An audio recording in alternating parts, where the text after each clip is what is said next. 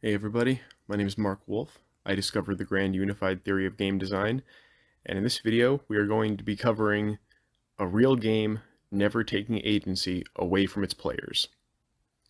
Never taking agency away from its players. What a concept. We've talked about this a lot before in these past videos, but in this video we are going to again focus down on this topic and try and simplify it, cover a more in-depth understanding of the concept, and go into some examples. So to start, agency is meant to employ strategy, kind of coming back to the same thing with strategy being required. This is all because a game starts with being a competition. So you're employing limited resources to achieve conflicting goals. Your strategy is how you are employing those resources. Your agency is employing those resources, or maybe deploying, sorry for using the wrong word there. And it's necessary that a player always has participation in the competition. That's never taken away at any point, so that players and their skill alone determine the outcome of that competition. And that's also why these other stipulations are here in this theorem, like not having randomness, not having real-world relevance, which those are other things we'll get to. But here, taking away agency from players is something that makes it so their skill is not what determines the outcome, or they don't have customization of strategy, or so on and so forth.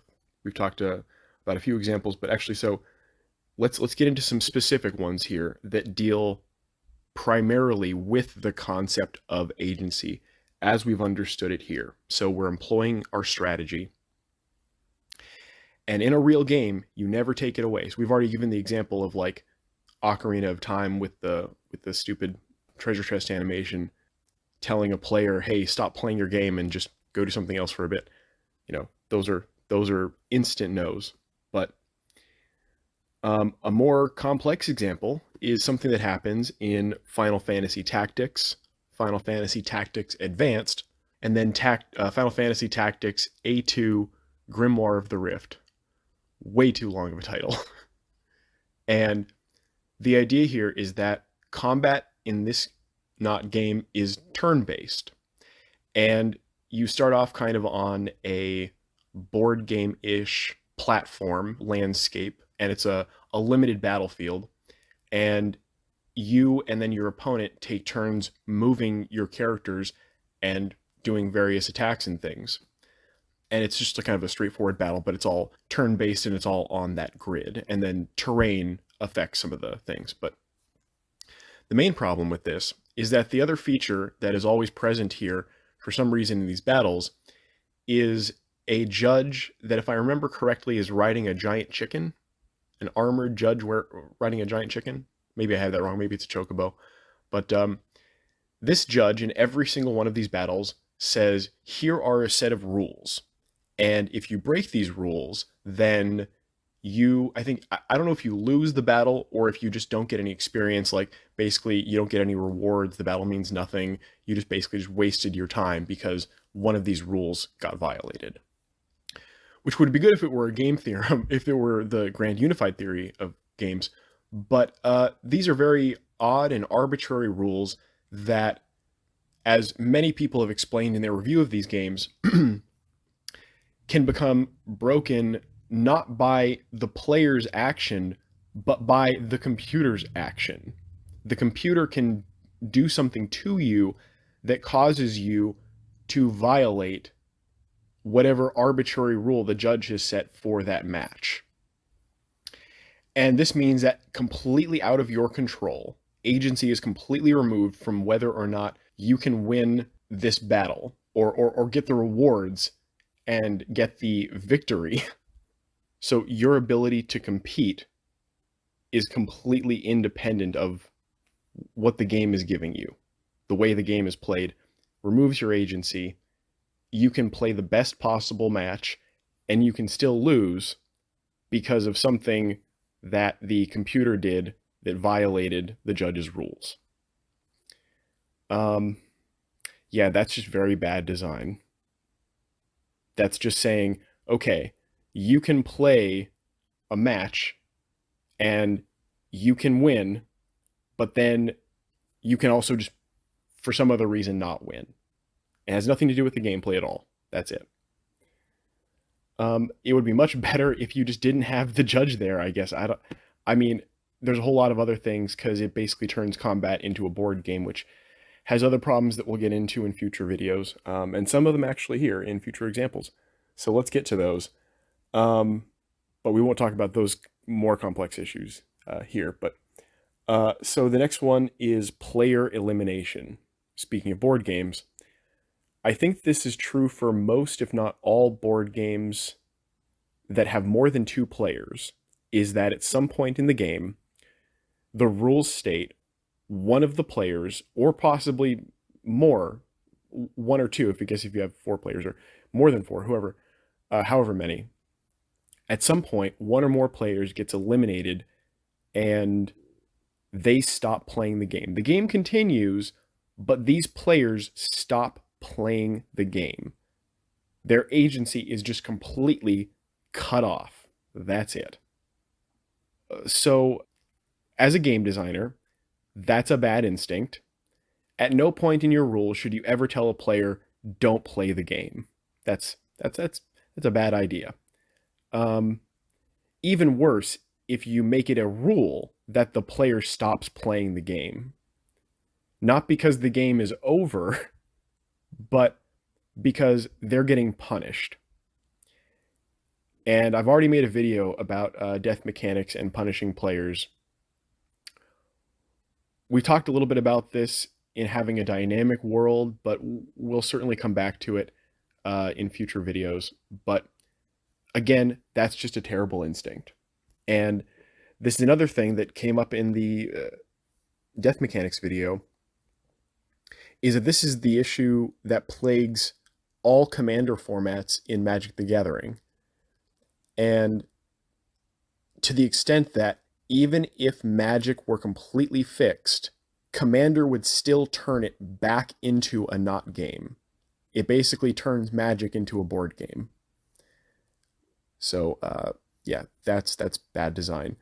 Death mechanics, though, are a very complex topic, and it's not something, I mean, not doing certain things and making sure that you achieve certain things in design is what the theory states. The theory doesn't give you an exact recipe for how to do everything. So we'll get to death mechanics again in a future video, but just on principle, player elimination violates player agency. The game should not continue while players can't play it. So the next example of violating player agency, another way that a not game can do this, and another thing that you want to avoid in design, is board games removing customization of strategy.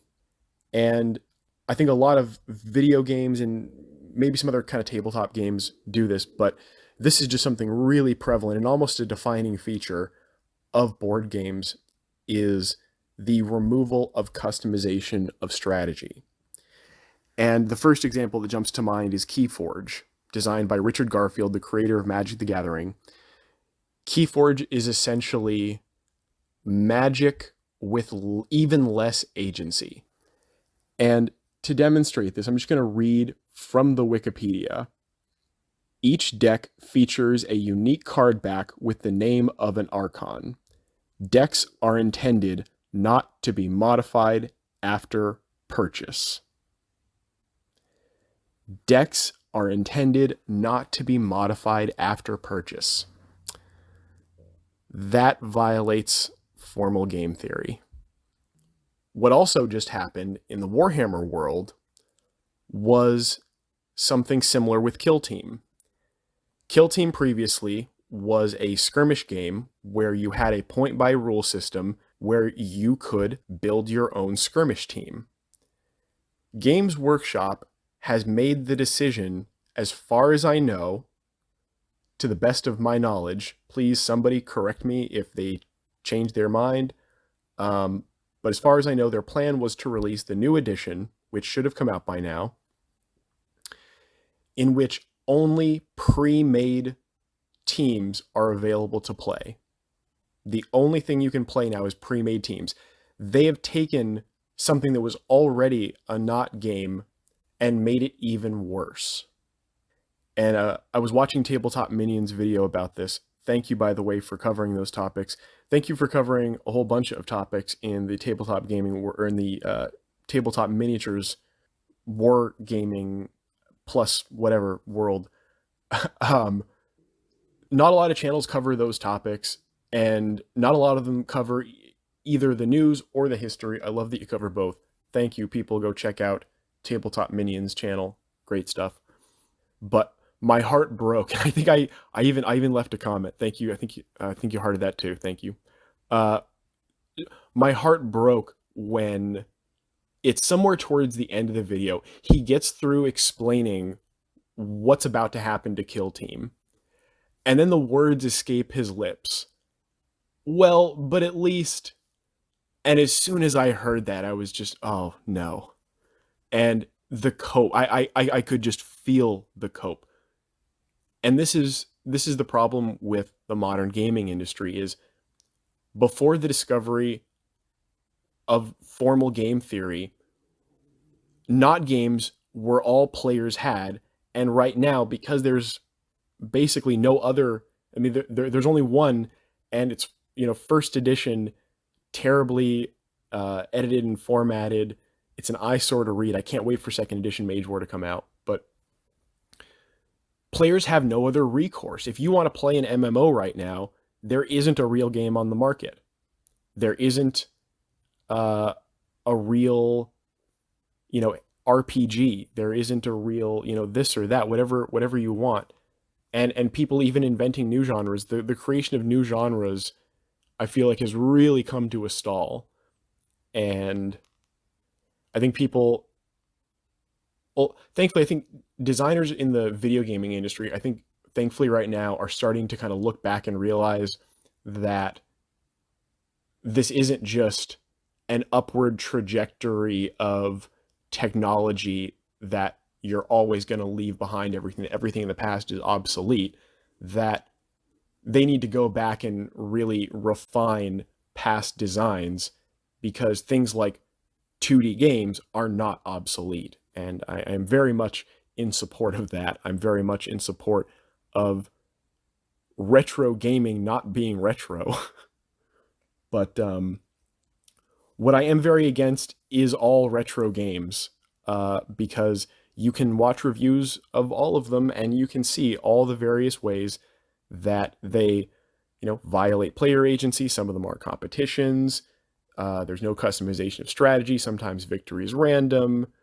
God help you if you're playing an NES sport where twitch reflexes matter. Some of these things, like I've said before, are just sort of torture experiences for players. Game designers, both past and present, seem to design in ways that indicate they want to hurt players. They want players to go through these painful experiences. They want to punish players. And all of those instincts are just wrong. So that's it for today's discussion on player agency. But what I really want to highlight here at the end is not just all of these things that you don't want to do. What I want to get people thinking on is what we started this discussion with: never taking away agency from players. Your goal as a designer should be to make sure players are always playing the game, not forcefully, but I mean they are always in control throughout the entire gameplay. At no point is agency taken away from them. If they want to do less, if they want to do more, if they want to compete more, compete less, however they want their strategy to be, their skill at playing the game is entirely in their control. And that is necessary for a real game. At any point, you remove agency from players, like I said, it means their skill does not determine the outcome anymore. Now you're adding in other things. And that undermines the competition itself. So that's it. Thank you very much for watching, and I'll see you in the next one.